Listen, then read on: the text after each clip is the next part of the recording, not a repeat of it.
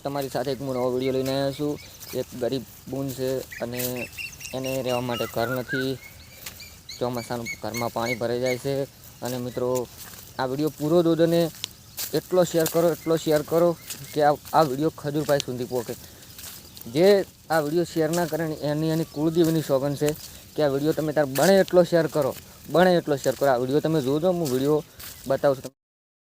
અમારે ઘર નથી રેવા, પતરાનું ઘર છે અમારે। ચોમાસામાં પાણી ભરી જાય।